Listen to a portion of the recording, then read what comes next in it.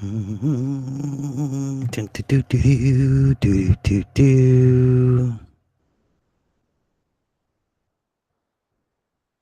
Do do do.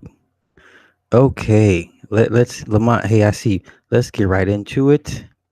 Not gonna waste time. We're gonna get right into it. First things first. It has been announced that Robert Pattinson from Twilight will be the new Batman. Once again, I repeat, Robert Pattinson, aka the Twilight Vampire, the pasty white vampire with the glistening skin, will be the new Batman. I don't know what's going on over there at DC. I I I, I don't know. I don't know. But let's move forward, shall we? Let's get into John Wick 3 Parabellum. Let me just say this right now. Keanu Reeves is the best damn gunfighter in Hollywood, actor wise. Keanu Reeves is the best damn gunfighter in Hollywood. Better than Tom Cruise, better than Gerard Butler. He's better than anybody you can. Once again, Keanu Reeves is the best damn gunfighter in Hollywood. If it came to a brawl for it all, strictly with guns, I'm going with Keanu Reeves. Holy Mikey. Oh, listen. If you were like a little bit let down with part two, I promise you, this more than makes up for it. Keanu Reeves. I mean, I've never seen so many headshots. I mean, headshot after headshot, and then when he uses the shotguns with the steel slugs, you see half the head blown off. Oh, it was vainglorious. So let's get into it real quick. First things first, Parabellum. Let's break down the word Parabellum. Parabellum, uh, the first use of the term refers to an old 1900s term used to reference firearms. The second use for the word Parabellum, for those that are into firearms, it's a name for a 9 millimeter cartridge, 9 by 19. The third and most important use for this word Parabellum is two words, Parabellum. In Latin, it means prepare for war. This is the term that they're going with. This is what they're using this Parabellum term for John Wick. So I would suggest you watch the first two. First one, his dead wife gives him a dog. Russian gangsters kidnap the kid, steal his car, kill the dog. He goes on a murder spree, kills the Russian gangsters. The second one, he has a blood marker called in from Santino. He fulfills the blood markers, but Santino double crosses him. John commits the ultimate no. He commits a murder in the Continental, in the hotel. These hotels are off limits. So we move forward to part three. So at the end of part two, John Wick has been excommunicado. He is a marked man. There's a $14 million bounty on his head, and it raises up to $15 million. So we conclude with part three. We leave off. That's where we open up with. So he's running through the streets of New York. You get a little bit more backstory to John Wick. He's Russian. His story is similar to Black Widow. You remember in Black Widow when she was telling her backstory in Age of Ultron, she went through the ballet training to be an assassin. Same thing applies here. The house that he was the House of Belarus. His real name is Jandari Genonovich, right? He's a Russian, House of Belarus. Okay, so he went through the whole programming, athletics, wrestling to become an assassin. The same House of Belarus is where they train the girls to be ballet dancers and all that extra stuff to be, whatever assassins. They bring these kids over from Russia to the States, give them a better life through give them, teach them talents and stuff, whatever the case may be. Okay, so like John Wick is like their shining star, right? Okay, so the first 20 minutes, uh, he's on the clock. He goes to the doctor, gets stitched up. Once the excommunicado deadline hits, everyone's forbidden to help him. That's per the high table. You're gonna hear a lot of high table stuff. High table they're the big dogs. They're the unseen hand in this movie. They never are shown. You don't know their names. They're never, that's all they're just called the high table, and all the rules they set forth. Everyone has to abide by them, or there's deep, deep, deep consequences. Okay. He goes to the doctor, gets stitched up. Well, before he goes to the doctor, he's trying to get to the library, right? So he sends his dog to the Continental to get taken care of. He goes to the library. He's looking for a book, a particular book that's in the New York Public Library that holds a picture of his dead wife, uh, across a lot of Catholicism in this, a lot of Rosicrucians themes in this. So there's a cross, which is his ticket to the Russians to get him out of Dodge, right? There's some gold coins. Okay, so that the first guy tries to take him out. His name's Ernest. He's a 7 foot dude. The dude is ginormous. He didn't want to wait till the time was up to take his bounty on John Wick. So they're fighting in the library. Listen, when I tell you John Wick beats this man up with a book, that's what he did. He beat this man up with a book. Throat shots, headshots, more throat shots. He dislocated his jaw with the damn book. He beat this motherfucker. He killed this motherfucker with a book. He killed this 7 foot dude with a book. Left him dead in the library. So then he makes his way to the House of Belarus. They're played by Angelica Houston. Angelica Houston is the one that took him in. She's the one. She's the headmistress that runs the House of Belarus. She's like, hey man, High Table say, yo, you killed somebody in the Continental. He's like, look, I got passage. And he told him this cross to her. This cross is basically their oath to him. If he ever needed help, he can cash that in his ticket. So she takes his cross, punches his ticket. He gets burned in the back with the cross. His ticket's been punched. He wants to go to Casablanca. He goes to Casablanca, right? In the meantime, when John is in Casablanca, the High Table sends in an adjudicator. Okay, an adjudicator is basically someone who goes in and basically says who did what, who's at fault here. Okay, so the adjudicator goes to everybody that helped John Wick in part two. That's the Bowery King, Lawrence Fishburne. That's Winston at the Continental, right? So she's passing judgment on everybody that helped John Wick. So Winston is the first one she pays a visit to. She says, "Hey, you got 7 days." A lot of mentions of penance, right? And seven is mentioned twice. I didn't catch a third mention. If it did, I missed it. So the first mention of the seven penance is because Winston gave John Wick a 1911 Kimber Colt pistol, 7 shots. She says, "Hey, your penance, because you gave him a gun with 7 bullets. You got 7 days to leave the premises, and then a new person will be taking over the Continental Hotel. So he's being pushed out. He got 7 days to get his affairs in order." She goes to visit the Bowery King. That's Lawrence Fishburne. And then in the meantime, she hires Mark DeCascos as her muscle to find John Wick and kill whoever he needs to be killed. Mark DeCascos, old school martial artist, B movie guy. The first movie I remember Mark DeCascos in, I think it's called The Band or The Band of the Hand. This is when he had hair. It was like 25 years ago. But Mark DeCascos is a legit martial artist. Don't let that silly shit he does on Kitchen Chef Kitchen, Iron Kitchen Chef fool you. This dude can fight. Okay. So he's called in by the adjudicator with his squad. You will notice the two guys from the Raid movies.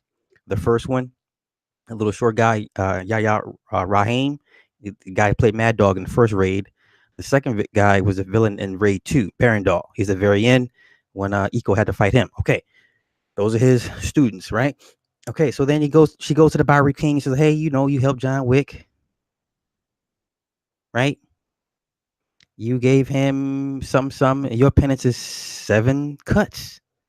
Now you hear the one thing you keep hearing in this movie is fidelity, right? Like an oath or a renewed oath or renewed faith, right? Fidelity. You keep hearing this word, fidelity, fidelity, fidelity, all through this particular movie because the high table demands that your obedience and you take pledge oaths to the high table and they stand on that. Okay. So she's like, "Yeah, your penance is 7 cuts." So he gets cut up 7 ways. The son, at the end of the movie, you see his face all fucked up. He's all cut up. He gets 7 cuts. Okay, so John Wick's in Casablanca. Sophia, Halle Berry. Listen, Halle Berry has not looked this good in the movie since Swordfish. This woman looks good. She looked swordfish good, right? She got the two German shepherds. Now, I don't know about you guys, but if I'm looking for home protection, I'm looking for a German shepherd because off this movie alone, I'm sold as German shepherds are probably the best protection dogs in the world.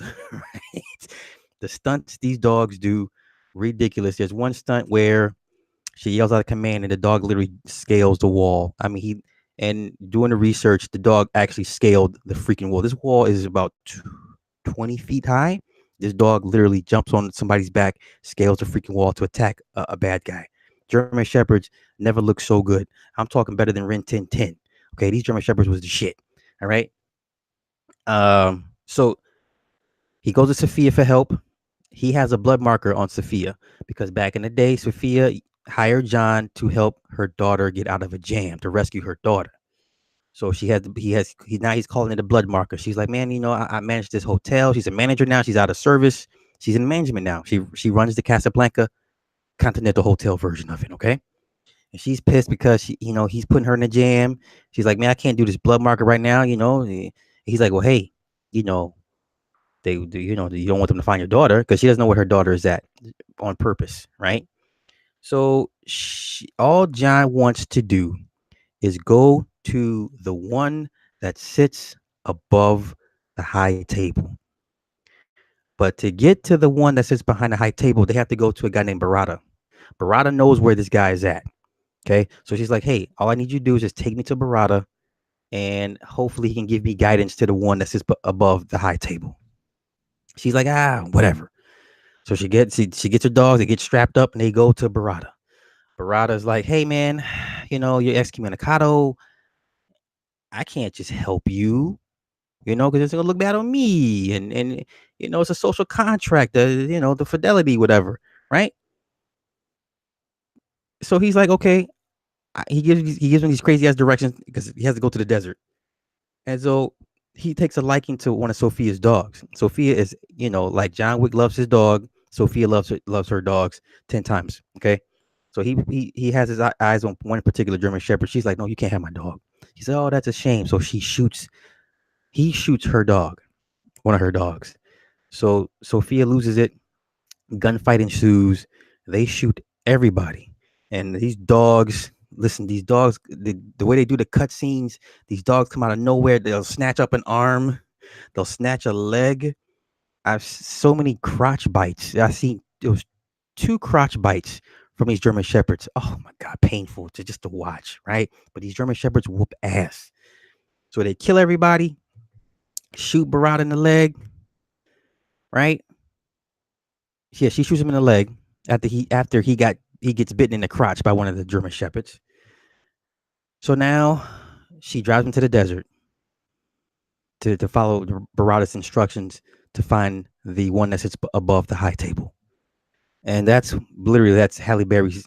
She's in the movie for about 15 minutes, but they were 15 memorable minutes. I don't know who was more impressive, her gunfighting skills or the German Shepherds. Okay, pick one. But Halle looked damned good, damned good. She had, several tattoos in the middle of her forehead, third eye reference. So now John is in the desert looking for the one that sits above the high table. He passes out. He faints. He gets found by one of the one's peoples. They bring him in front of the one that sits above the high table. This dude's an Arab.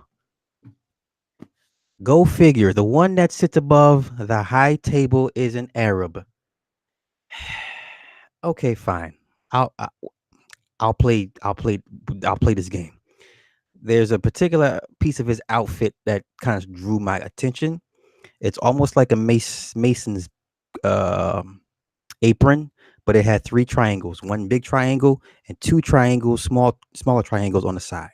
Okay, in the shape of a big triangle. You know what I'm saying? So it's pretty. I got it. Okay. So the one that's above the high table says, "Look, man." He says, "You did all this for what?" John's like, hey, my wife. I want to, I want to be able to remember her and what it was like to be loved by this woman. He's like, okay. Um, Also, this whole theme of the movie is consequences, repercussions, consequences, heavy theme throughout this movie. So he's like, okay, well, I'm gonna give you an option. I'm giving you a way out to be remembered, but the one, we'll call him the one. He wants John back in the life as the man he used to be, the killer, the Booba Yaga. Okay, he wants him back in the life. He said, "Hey, at least you'll be able to remember the life you had and your wife and all that good stuff, right?" All he wants John to do is kill Winston. Winston, the head of the Continental in New York City, the one that's the adjudicator says you got 7 days to leave. He wants John to kill Winston. If he does that, he will lift the excommunicado and lift the bounty off his head. Fair enough, simple enough. So then also, he has the pledge of fidelity. He says, I am a service. I pledge my service to you. Then he has like the yakuza. I like the yakuza when you mess up, you cut off a finger. So to pledge his fidelity to the one, he chops off his ring finger and gives his wedding band to the one, and the one accepts his offer. So he takes him to the room. He has the old John Wick suit. You know the old John Wick suit from John Wick 1, black shirt, black jacket with the black tie. That original John Wick Booba Yaga outfit is waiting for him. So he's back in New York, right? And still the bounty's on his head. So he's got to, maneuver, dip and dab to get to Winston. In the meantime, Mark DeCasco's people are on him, right? So they meet up in the subway. Oh no, they meet him in Grand Central Station, where John Wick finally meets his stalker. I guess the character Mark DeCasco's play is more like a fanboy. He's like a huge fan of John Wick. Because there's moments when they're off put comedies like, yo, oh my god, I'm such a fan. Like, oh my god, it's you, it's John Wick. I'm impressed. Oh my god, it's you. That was kind of silly, but anyway. So, oh, I missed the horse part. Okay, so before he got to the library, I'm sorry, you guys, how he got on the horse. They go into a horse stable carriage farm, in New York City where they do the horseback and buggy, whatever. They go up in the horses, right? There's so many different ways John has killed people in this movie. Some of the most creative ways he's killed. He was fighting the dudes. He tapped the horses on his ass. The horse kicked this dude in his face. He did that to two different dudes. He tapped the horse on the hindquarters. The horse bucks its back legs and kicks this dude against the fucking wall. Oh my! It's so goddamn visceral. It's like, God damn, you get. I'm sitting here like, damn, and people in the crowd are like, oh shit, that hurt. Ooh, ah. We're like, ooh, ooh, ooh, because it's just such a visceral. Not just to see it, but to hear the bones breaking. Holy shit! John Wick kills motherfuckers all day long. So then he gets on a horse. This is in the trailer when you see him fighting the guys on the motorcycles via horse. He does the vaunted, how the gunfighters they come to the other side of the horse. The horse is you're riding a horse and you lay to the side and to shoot the guy on the side like that. He does that. It was cute. I liked it. It worked. Right. That's that scene. Okay. So then he's back in New York, trying to get his way to the Continental. Motorcycle chase scene. Okay, the motorcycle chase scene. When he's on a motorcycle, Mark DeCascos is chasing him. His squad is chasing him. He shoots this dude. His arm. He cuts this dude's arm, and his arm gets locked in the rear wheel of the motorcycle. Goddamn! And you hear you hear you see the wheel lock up, and you hear the arm the bone go crunch, and it just jerks the motorcycle, and it goes front. Oh my god! So many creative different kills. Once again, you will not be disappointed with the kill factor in this movie. All right. So he shoots and dices and slices everybody on the motorcycles in the way they hit these cars and crash and this headshot after headshot. Right. So then Mark DeCascos, they crash in front of the Continental. He's about to kill him. He's about to kill John Wick. John Wick puts his hand on the last step, the first step of the Continental, and then the concierge, the black guy, I forget his name, the African dude. He comes out. He's like, "Hey, stop! Lower your weapon. There are no killing on Continental grounds." And he says, "Well, this guy's excommunicado." He said, "Well, if you don't want to be like him, don't do it." So they go inside and they have a seat, and Mark DeCasco sits really close to John on the couch. John's like, he gets up and goes, sits on the other side, and that's when Mark DeCasco's character gets into the whole spiel. Oh my God, it's you, it's John Wick. I'm such a fan. just man boy love, whatever, fan love, standing. He's standing. Anywho, so then the adjudicator goes to visit Winston. She's like, "Yo, time's up. What you gonna do?" He's like, "I'm not leaving. I'm not leaving." Oh, you're not gonna leave, huh? Okay. So then she makes a phone call to the administrator. I love the world building of John Wick.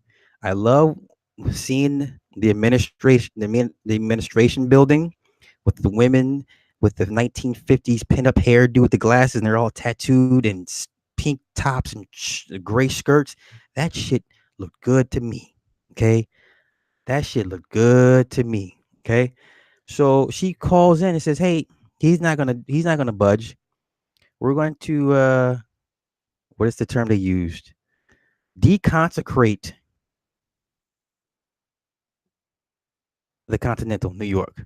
They deconsecrated the entire hotel, which means business can be conducted on the hotel grounds, and they're going to forcibly remove Winston from office. So the hotel is, how it used to be off limits, no killing, like like Highlander. You go to church, no killing on church. Now you can kill at the Continental because it's been deconsecrated. So they go through the whole process, the files and the stamping. And you see the women with the tattoos and the pin up hair and the glasses, and they're all just it's a sexy look to see that. I love the world building with that. Okay, and then you got the blood markers, and then you got these death coins. And you had one coin the adjudicator passes out to people to let her know who she is. It's a black coin, triangles, and something sedecum fidel. I couldn't catch the whole term. I just caught the fidel term. All right, so I'm gonna go back and watch it again, see if I can catch the whole meaning of it, because I'm sure it's a Latin phrase that means something, right? So she passed everybody the coin. Everybody knows who the fuck she is. She's a big deal. She's sent from the high table. Okay, so it's been deconsecrated. John makes his way up to the Continental to talk to Winston. There's a standoff. So Winston's like, "Oh, okay, I get it. How was your trip back? You saw the one that sits above the high table. I guess they sent you to kill me, right?" He's like, "Yeah." So they're talking because by now you get the feeling that they're good friends, which is why Winston gave him the 1 hour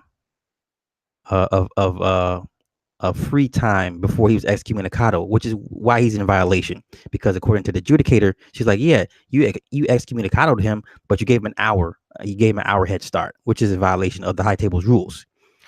I forgot one more point. Uh, the Mark DeCasco's crew, they go to the House of Belarus, the Russians, right, and they kill pretty much all the Angelica Houston's henchmen.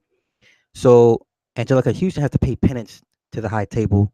She puts her hands together, and then Mark DeCasco puts a sword through both her hands. She had to pay penance in blood. That's her punishment for helping John Wick go to get to Casablanca.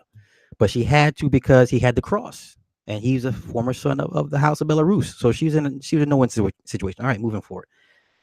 So Winston's giving him the spiel. It's like, "Look, man, look, you can either kill me, sell your soul." He said that flat out. I was like, wow, you really?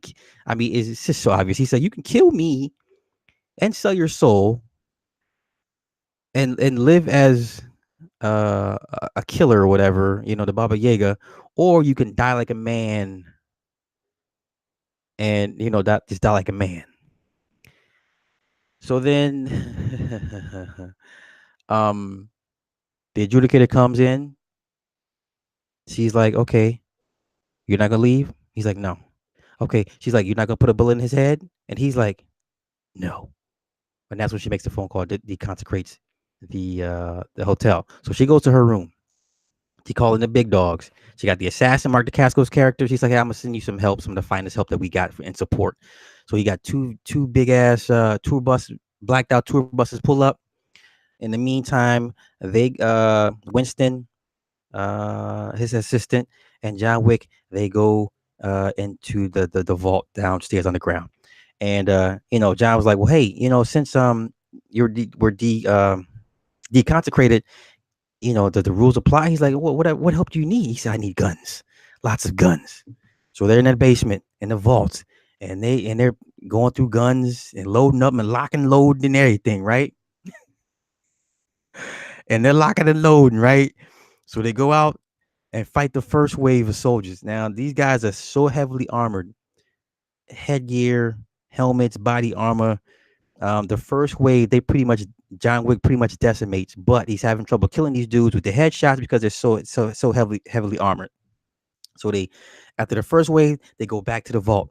He's like, I need more firepower.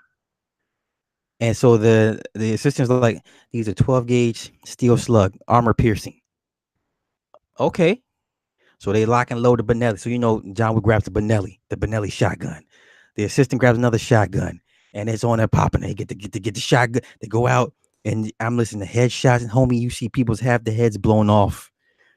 Oh, it's just vainglorious. All the blood and guts, shooting into headshots and shooting. He's capping dudes in the knees and then shooting them in the head. Okay, so so he's doing their thing. So then, so then, um, play the cat and mouse game. John and an assistant, they kill all the soldiers. So then now John, like almost like a game of death. Uh, is this one particular room, special administrative room, right? It's all lit up in crazy feng shui and stuff, and TV cameras, whatever, big screen, whatever. So he pretty much decimates Mark DeCasco's crew. So then he fights the two guys, Yahya Rahim and the other raid guy. So they're fighting, whatever. He doesn't kill him. Right? They're like in awe, like, oh man, it's John Wick, man. Honor to meet you, honor to fight with you, right? So they whooping his ass because there's like 2-on-1. And they're like, oh, he's getting kind of slow. Well, he said, oh, that is John Wick. So anyway, eventually John Wick beats their asses. They fall through the glass. They stay down. They didn't want no more smoke with John Wick. So John and Mark DeCasco's face off. John Wick doing what John Wick does. I mean, it was pretty back and forth. I thought the fight with him in common in part two was a little bit better than this one, but whatever. So then he punches the dude in the chest with the sword, and the sword sticking out through his back, and then like Mark DeCascos, he's dying. He's like, man, that was a pretty good fight, huh? Mind you, he has a sword in his chest. John's like, yeah, and then Mark is like, just let me catch my breath. I'll be seeing you real soon. And John's like, no, you won't, right? So then the adjudicator calls from her room because she knows it's going bad. She's like, okay, I request a parlay. Parlay is like a brief negotiation, intermission, like stop, timeout, like a timeout. So they go upstairs, Winston and the adjudicator, and they're talking, right? And she's like, oh, okay, show of force because you wanted to keep the hotel. She said, okay, this is what we're gonna do for you. Um, you can have the hotel, right? So then mid sentence, John walks in. And he's like, "Oh, parlay." He's like, "Yeah, parlay." So he joins the conversation. So this is where Winston pledges his fidelity to the high table, and John's looking like, "What the fuck you mean you pledging fidelity to the high table?" He's like, I pledge my fidelity. I pledge my service. I was wrong. I'm sorry. And she was like, "Okay, um, you're forgiven." And she's like, "Well, what do we do with this guy?" They're looking at John, and basically, yeah, we got to get rid of him. So Winston starts shooting at John. Now, mind you, John has the bulletproof suit, right? But he's shooting him. He's shooting the shit out of John Wick. John was like, "What the fuck?" He's blocking his shit. John Wick falls all over the side of the building, and I mean, he fell, homie. He fell. He hit a rail, then he hit a garbage pail, then he hit the ground. We're like, "Oh damn!" So yeah, Winston sold out John Wick to keep his hotel. So then, the cleanup crew comes in to clean up the mess, and the adjudicator's like, "Well, hey, John's gone." And he says, "Oh yeah, that's a shame." No, she's like, "No, his body is not there. He's not there. You better find this dude." Key phrase, she says, because if you don't find this dude, it's going to be trouble from above and trouble from below. I said, all right, talk that talk. I hear what you're saying, y'all. I hear what y'all saying. She said, there's going to be trouble from above and trouble from below. Okay. Okay. So, the Bowery King, one of his henchmen finds John, brings John to him. The Bowery King, he's off. His face is sliced, diced. He's got two huge cuts and stitches in his face. And he's like, you know what? I think it's time to table. I'm tired of doing things under the table. I think it's time to table, learn, whatever. So now you're gonna have this war between those under the table versus the high table, led by the Bowery King. So the Bowery King is talking to John. He's like, John, you know, um, are you pissed off? Because I'm pissed off. Are you pissed off? And John's like, yeah. End. Part 4 is coming. It is John Wick and the Bowery King versus Winston in the high table to adjudicate. I can't wait for part 4. What I would hope down the road that they do a prequel to John Wick. I would hope that they get into his early years of him being a Baba Yaga and how he became, what I would like to see a prequel. But yeah, John's not dead, y'all. He's coming for the high table. All this because that's over. It's not even over the dog. It's the fact that Santino in part 2 had double crossed John.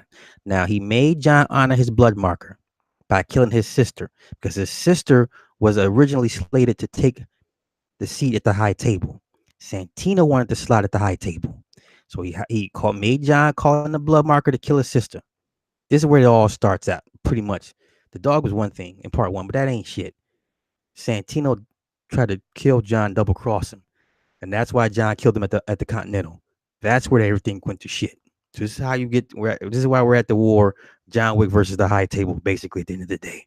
So yeah.